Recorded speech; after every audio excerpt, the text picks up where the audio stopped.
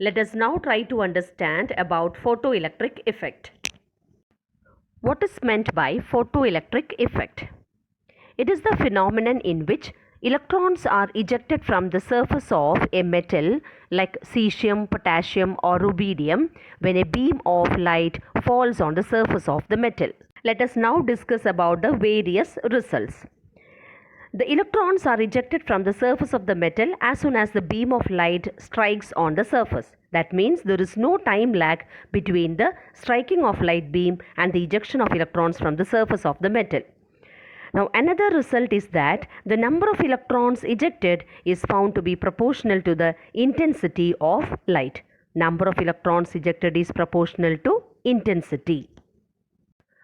So when light falls on the surface of the metal, what will happen? Ejection of electrons from the surface of the metal will take place. But for this ejection of electrons to take place, the beam of light falling on the surface of the metal should have a minimum frequency. Only if the beam of light is associated with a minimum frequency, photoelectric effect will take place. If the frequency is less than a minimum value, then photoelectric effect will not take place.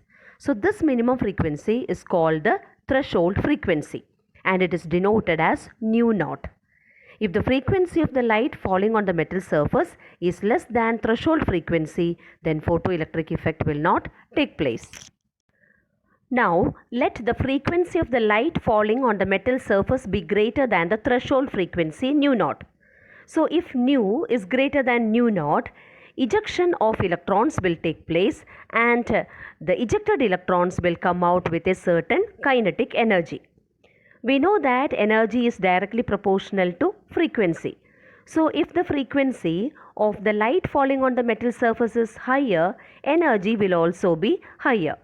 So when light falls on the metal surface, energy will be transferred to electrons present in the metal.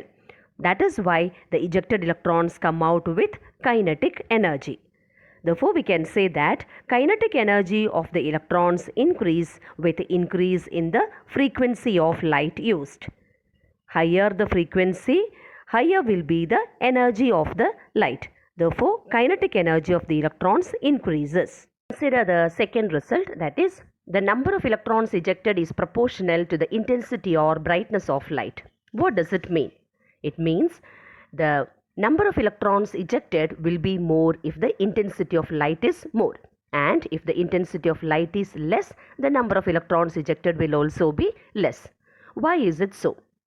For that, consider a more intense light and a less intense light. A more intense light will be associated with more number of photons and a less intense light will be associated with lesser number of photons. Since a more intense light has more number of photons, more number of electrons will be ejected. And if you consider a less intense light, it will be associated with lesser number of photons and hence the number of electrons ejected will also be less.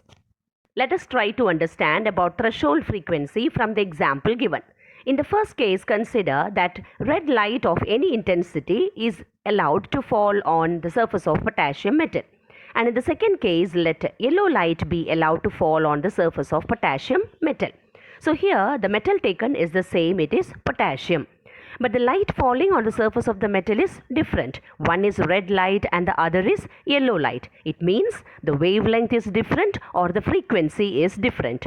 Out of red and yellow light, which is associated with lower frequency?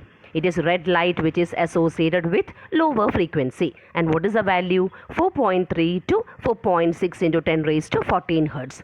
So this frequency of red light is lower than the threshold frequency. What is the threshold frequency given? 5 into 10 raised to 14 Hertz. So since red light is associated with the lower frequency which is lower than the threshold frequency, photoelectric effect will not be observed. Now consider the case of yellow light. What is the frequency associated with yellow light? It is 5.1 to 5.2 into 10 raised to 14 Hertz and it is higher than the threshold frequency. So when yellow light falls on the surface of potassium metal, photoelectric effect will be observed. When a photon of energy h nu falls on the metal surface, the energy is used in two ways. A part of the energy is used to overcome the surface barrier and come out of the metal surface. And this part of the energy is called work function. Work function is denoted by the letter phi or W. We have work function W is equal to h nu naught. The remaining part of the energy is used in giving velocity v to the emitted photoelectron. And this is equal to the maximum kinetic energy of the photoelectrons. Kinetic energy is given as half mv squared. So according to the law of conservation of energy, we have h nu is equal to phi or W plus half mv square, or we get h nu is equal to h nu naught plus half mv square. Light exhibits particle nature as well as wave nature. Similarly, when radiation interacts with matter, it exhibits particle nature, and when radiation propagates, it exhibits wave nature. Therefore, we can say that electromagnetic radiation also exhibits dual nature, particle and wave nature.